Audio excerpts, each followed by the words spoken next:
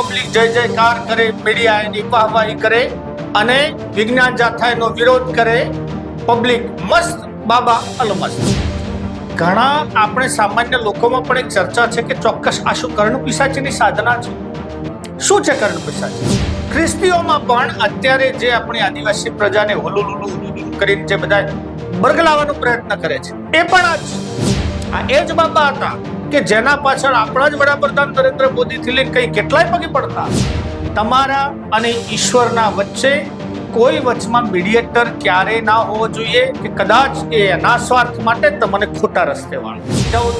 આપકો ચમત્કાર હો ગયા, બાબા કી કૃપા હો ગઈ, કલ से आपके पैसे पैसे आ जाएंगे. અને પબ્લિક માની પણ લે અને એવી વાત સાંભળવાના 5,000 ની ટિકિટ ભરતી. જો આવું જ બધું થતું હોય તો બાબા બાગેશ્વર ધામ આજે ખેડૂતોની વેદના છે એના ઉપર કોઈ ચિઠ્ઠી લખીને કહેશે?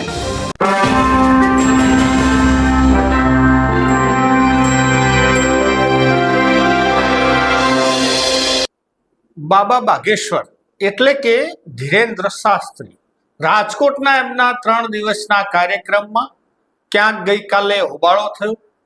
ઘણા બધા વ્યક્તિઓના ધૂણવાના આપણે દ્રશ્યો ટીવી ઉપર જોયા. આજે જાણશું કોણ છે બાબા બાગેશ્વર એટલે કે ધીરેન્દ્ર શાસ્ત્રી. શું એમના જોડે કોઈ હનુમાનજીની શક્તિ છે કે પછી કર્ણ પિશાચીની એક સાધના છે? કર્ણ પિશાચીની હકીકત પણ શું છે કે આ બધાથી વિપરીત ખાલી ને ખાલી એક જાતનો પ્રપંચ છે? શું છે આજના વિડીયોમાં? નમસ્કાર, હું છું રમેશ ચૌધરીને આપ નિહાળી રહ્યા છું ષડયંત્ર. મિત્રો, બાબા બાગેશ્વર ધામ બધા જ જાણીએ છીએ આપણે નામ. બહુ નાની ઉંમરમાં દેશ અને વિદેશમાં જેના નામની ચર્ચાઓ થવા માંડી. ખાસ કરીને હનુમાનજીની શક્તિ જેના ઉપર અસીમ કૃપા હોય અને પોતાની એ શક્તિ વાપરી અને ગરીબોના દુઃખ દૂર કરતા હોય એવો પણ એક માહોલ છે. એમના જોડે ઘણા બધા વિજ્ઞાન જાથાના કહેવા મુજબ આ બધા છળ અને કપટ છે, એક પ્રપંચ છે, એક જાતનું ષડયંત્ર છે જે આગળ પણ ઘણા બધા બાબા કરી ચૂક્યા છે કે પછી રાજકીય એક જાતનો સ્ટન્ટ છે? આપણા મનમાં એ પ્રશ્ન ચોક્કસ થવો જોઈએ. કોણ છે બાબા બાગેશ્વર? તો મિત્રો, 4 જુલાઈ 1996 ના દિવસે મધ્યપ્રદેશના છતરપુર જિલ્લાના ગઢા ગામમાં આમનો જન્મ થયો. એમનું નામ છે ધીરેન્દ્ર શાસ્ત્રી. પોતે સામાન્ય મધ્યમ પરિવારમાંથી આવે, બાળપણ ગરીબીમાં વીતેલું. એ ગામમાં એક મંદિર છે બાબા બાગેશ્વરનું, અને બાબા બાગેશ્વર એટલે એક હનુમાનજીનું એક મંદિર છે જે ત્યાં એવું કહેવાય છે કે આ બહુ શક્તિશાળી મંદિર છે. અને એમના દાદા સેતુમલ ગર્ગ એ પણ આવી જ રીતે ત્યાં દરબાર લગાવતા, ત્યાં ચિઠ્ઠી લખતા અને પોતે કહેવાતા ગરીબોના દુઃખ અને દર્દ દૂર કરવાનો પ્રયાસ કરતા. થતું ના થતું ભગવાન જાણે, પરંતુ એ સમયમાં કેબલ ટીવી નહોતી માટે માહિતી નથી. અત્યારે બાબા બાગેશ્વર એટલે કે ભાઈ ધીરેન્દ્ર શાસ્ત્રીની વાત કરીએ તો શાસ્ત્રીજી એ જ મુજબ એવો જ દરબાર લગાવે છે. ફરક એટલો છે કે ત્યારે તામ જામ દેખાડો, ઠઠારો, પેલા મંડપો અને મીડિયા આખી ટીમ એના છેડે એના પ્રચારમાં લાગેલી હોય છે. આગળ પબ્લિક સમાતી નથી, ગરીબોની કઈ કમી નથી. અને આ બધું જ ટીવીમાં દર્શાવવામાં આવે છે. સરકારી કાર્યક્રમોમાં થતા ખર્ચાઓ એ મુજબનો આખો કાર્યક્રમ થાય છે. ત્યાં નેતાઓ, અભિનેતાઓ, એન્ટ્રીઓ બધું જ આપણે જોઈએ છીએ. બાબા બાગેશ્વરના કયા મુજબ તો એમના જોડે એક હનુમાનજીની દૈવિક શક્તિ છે. શું થાય છે એનાથી? આખી સભામાંથી એક વ્યક્તિને ઉભો કરીને પોતાની જોડે લાવવાનો, એના દુઃખ દર્દ પહેલથી લખી નાખવાના અને પછી ચિઠ્ઠી એને બતાવવાની, જો તને આ તકલીફો છે. પેલો માની પણ જાય કે યસ, આ બધી જ તકલીફો બને છે. આ એક જાતનો એક માહોલ એવો ઉભો થાય. પબ્લિક જય જયકાર કરે, મીડિયા એની વાહવાહી કરે અને વિજ્ઞાન જાથાનો વિરોધ કરે. પબ્લિક મસ્ત, બાબા અલમસ્ત. આખો એક માહોલ આ ટાઈપનો છે.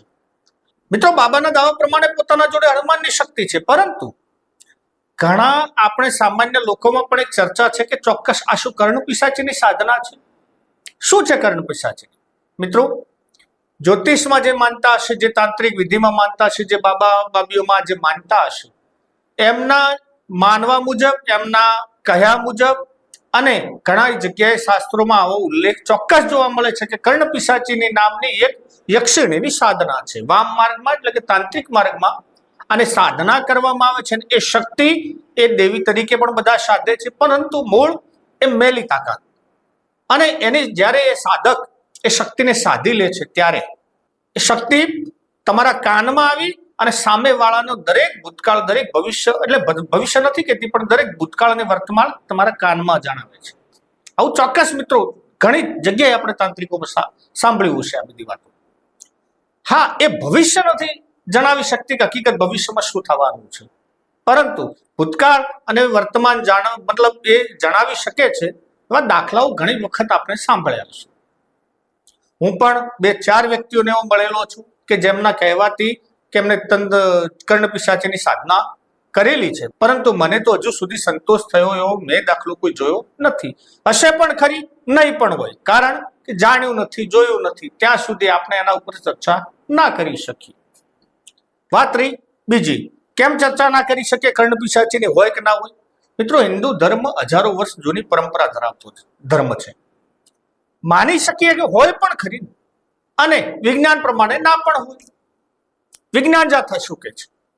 વિજ્ઞાન જાથા વાળા એટલે કે જે મોડર્ન ને માને છે, સાયન્સ ને માને છે, એ એક જાતનું એક કટાક્ષ ઉભું કરે છે, એક જાતનું એક હાસ્ય ઉભું કરે છે કે ભાઈ આ બધું જ ખોટું છે. વિજ્ઞાન જેને કોલ્ડ રીડિંગ કહે છે, એટલે કે માઇન્ડ ટ્રીક છે આ એક જાતની. એ કેવી રીતે કે આ એક જાતનું એવું શિક્ષણ છે કે તમે વ્યક્તિનો સામાન્ય હાવભાવ જોઈ અને પણ એને એનું નામ શું, એ શું કહેવા માંગે છે, એ બધું જાણી શકો છો. એવા દાખલા છે ભારતમાં. યસ, ભારતમાં નહીં પણ દુનિયાભરમાં એવા દાખલા મોજૂદ છે કે એવા વ્યક્તિઓ છે કે તમને એ બધું જણાવી શકે છે. આપણે એને ભલે ચમત્કાર માનતા હોઈએ પણ એ પોતે એને એક શિક્ષણ છે ને એમને શિક્ષણ લીધેલું છે.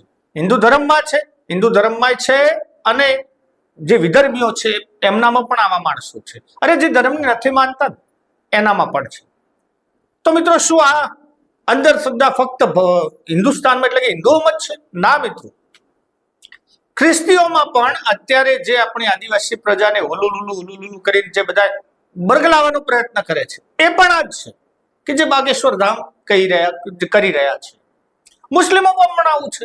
લગભગ ધર્મોમાં આ કુપ્રથાઓ છે. હવે સામાન્ય ગરીબ માણસ જ્યારે ધૂણતો હોય ત્યારે આપણે એને કહી શકીએ છીએ કે આ અંધશ્રદ્ધા છે, પરંતુ જ્યારે આટલા મોટા બાબાને પણ જાહેરમાં હજારોની લાખોની મેદની વચ્ચે એમના આગળના ગ્રુપમાં જો પબ્લિક ધોળતી હોય, તમે શું કહેશો? તમે એને અંધશ્રદ્ધા ના કહી શકીએ? કેમ? એ ઘણી વખત એવા કિસ્સાઓ નોંધ્યા છે આપણે કે પોલીસ એના ઉપર એક્શન લે છે જો તમે દોડતા હોય તો, પરંતુ અહીંયા પોલીસની હાજરીમાં પણ આવું શક્ય છે, કારણ કે દેશ છે, બાબા છે, હનુમાનજીની ચોક્કસ આપણે એના ઉપર શક્તિનો જેને કહેવાય કે પ્રેમ કહી શકીએ. આના પહેલા કોઈ હનુમાન દાદાએ કોઈના ઉપર સાક્ષાત ચમત્કાર કર્યો હોય, આવી શક્તિ મળી હોય એવું કોઈ દાખલો લગભગ અજાણ છે, પરંતુ બાબાઓને આ બધું શક્ય છે. બાબાઓને આ એક માહોલ એવો જ્યારે ઉભો થાય છે આખા દેશમાં. આના પહેલા મિત્રો યાદ કરો કે હરિયાણામાં બાબા રામ રહીમ, આ બાબા રામ રહીમ એટલો મોટો સામ્રાજ્ય ઉભું કરી દીધું હતું, આનાથી વધુ ચમત્કાર એ બતાવતા હતા. છેલ્લે સરવાળે જેલમાં જવું પડ્યું. અને કારણ શું હતું? શું ચમત્કાર બતાવીને પબ્લિકને અભિભૂત તો કરતા જ હતા, પરંતુ આ બધાની વચ્ચે પાછળના દરવાજે રાજકારણ હતું. રાજકારણના જે ગ્રુપો હતા એમને ક્યાંક બાબા ઉપયોગી થતા હતા, અને પેલા પણ જે રાજકારણીઓ છે, જે નેતાઓ છે, એમના પ્રચારમાં આખો ખેલ રચાતો હતો પોતાની સરકારો બનાવવા માટે. આના પહેલા આપણે ગુજરાતના આસારામ જે તમે જોયા હશે, એ આસારામાં પણ આવું થઈ ગયું. એ બાપુ બાપુ બાપુ બાપુ થઈને ફરતા હતા. એમના ઉપર સેક્સકાંડ એટલે કે બળાત્કારના આરોપો છે. આ એ જ બાબા હતા કે જેના પાછળ આપણા જ વડાપ્રધાન નરેન્દ્ર મોદીથી લઈને કઈ કેટલાય પગે પડતા હતા. એના પહેલા પણ પાયલટ બાબા હતા જે ઇન્દિરા ગાંધી એ સમયના પણ એમના પણ પીવી નરસિંહ રાવના એક સલાહકાર રહી ચુક્યા હતા. કઈ નાનો માણસ જ અંધશ્રદ્ધાનો ભોગ બને છે એવું નથી. સત્તા મેળવવા માટે સારા સારા માણસો પણ આનો ભોગ બને છે. હવે વાત કરીએ બીજી કે આ બધાના પાછળનો આશય શું હિન્દુ ધર્મને એટલે કે સનાતન સંસ્કૃતિનું સન્માન સાચવવાનું છે? શું એનો ઉદય કરવાનો છે કે લોકોમાં અંધશ્રદ્ધા ફેલાવવાનો છે? શું આનાથી સનાતન ધર્મ હિન્દુ સંસ્કૃતિ બચશે? મિત્રો, તમે જો હિન્દુ સંસ્કૃતિની વાત કરતા હોય ત્યારે અદ્વૈતવાદ આપણો જે દર્શન છે એ દર્શનમાં આ બધી મનાઈ, અને આનું કોઈ અસ્તિત્વ જ નથી. ક્યાંય કોઈ વેદોમાં કે કોઈ આવી જગ્યાએ કોઈ આનો ઉલ્લેખ નથી કે આવી શક્તિઓ હોય છે. પરંતુ પબ્લિક માને છે, પબ્લિકને માનવું છે, કારણ કે જ્યારે દુઃખ નિરાશા વધુ પડતી આવે એટલે આશા રાખવાનું ઈશ ઉપર કે જેને આપણે ખાલી અનુભવવાનું છે. ચોક્કસ શ્રદ્ધા હોવી જોઈએ, પરંતુ તમારા અને ઈશ્વરના વચ્ચે કોઈ વચમાં મીડિયેટર ક્યારે ના હોવો જોઈએ કે કદાચ એ એના સ્વાર્થ માટે તમને ખોટા રસ્તે વાળે. આ ફક્ત હિન્દુ ધર્મમાં નહીં, મુસ્લિમોમાં પણ અને આ ખ્રિસ્તીઓમાં પણ આપણે જોયું છે. દુનિયાએ એના ખરાબ પરિણામ ભોગવી ચૂકી છે. ખ્રિસ્તીઓમાં તો એ હદ સુધી આપણે જોયું છે કે વિજ્ઞાનનું કોઈ જ્યારે નામ લેતું ને ત્યારે એમનો પાદરી એને મૃત્યુદંડની સજા ફટકારવાનું કહેતો. એમના કારણ કે એમના ધર્મ પુસ્તકોમાં નતું લખ્યું. ત્યારે આવી આ બધા મીડિયેટરો હતા. આપણે પણ એવું જ માની લઈએ છીએ કે ડાયરેક્ટ આપણે જઈ નથી શકતા, માટે આ મીડિયેટર ઉપર કૃપા છે. મિત્રો, આવું કશું હોતું નથી. તમે ઈશ્વરના સંતાન છો. જો તમારામાં શ્રદ્ધા છે, તમે ઈશ્વરના સંતાન છો, તો એક બાળકને એની મા જોડે માગવા માટે વચમાં ચિઠ્ઠીનો ચાકરની જરૂર નથી. અરે એની મા તો ડાયરેક્ટ એના હાવભાવ જોઈને બાળકને સમજી જાય, જો એને કે ભાઈ મારા દીકરાને તકલીફ છે. એમ આપણે ઈશ્વરના જો સંતાન હોઈએ તો આ બધા તાઇફાઓથી થોડુંક, હું માનતો નથી કે બધા તાઇફાઓ હોવા જોઈએ, માનતા હોય ને જઈ, આપણે કોઈનો વિરોધ નથી. આ બધા રાજકીય પાર્ટીઓના ઈશારે એક જાતનું તૂત ઊભું કરવામાં આવે છે. પબ્લિકને માઇન્ડસેટ તમારું વાળવા માટેના પ્રયત્નો કરવામાં આવે છે. આવો ને આવો લાભ આશારામજીનો પણ આજ નરેન્દ્રભાઈ મોદી સાહેબે લીધો હતો.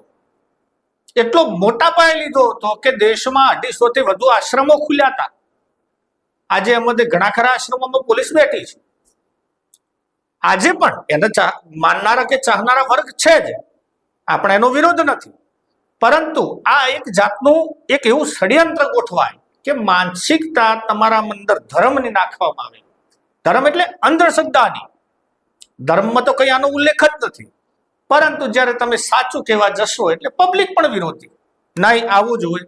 બની શકે હોય, ના હોય એવું જરૂરી નથી. દેશમાં ઘણું બધું શક્ય છે, પણ મોટા ભાગના કિસ્સાઓમાં, કારણ કે રાધામાં જેવા જે બાબા બાબીઓ છે ને આપણે જોયેલા છે, અરે નાચતા હતા અમુક કપડાં પહેરીને બધા જ, અને ટીવી ઉપર આ એક જાતનું એડવર્ટાઇઝમેન્ટ ચાલતું હતું. આમ શો આવતા હતા, પબ્લિક સામે આવતી હતી.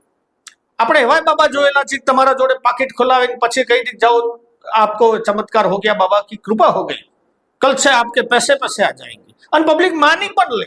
અને એવી વાત સાંભળવાના 5,000 ની ટિકિટ ભરતી. આ નાના ગરીબો નતા ત્યાં જતા, ત્યાં બધા કરોડપતિઓ જતા હતા. કારણ કે તકલીફો માનસિક એમને પણ છે.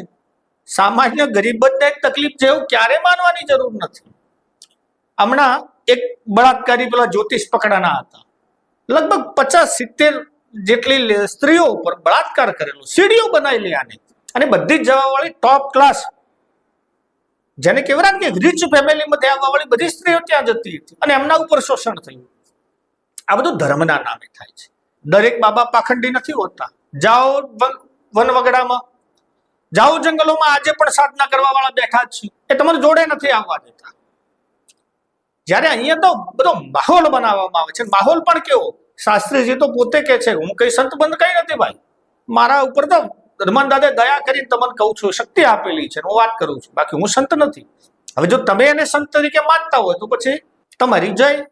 બીજું મિત્રો, જો આવું જ બધું થતું હોય તો બાબા બાગેશ્વર ધામ આજે ખેડૂતોની વેદના છે એના ઉપર કોઈ ચિઠ્ઠી લખીને કહેશે કે ક્યારે વીજળીની લાઈનો બંધ થઈ જશે, તમારા ઉપર ખેડૂતો ઉપર અત્યાચાર નહીં થાય એવું કઈ બાબા જાહેરમાં કહેશે?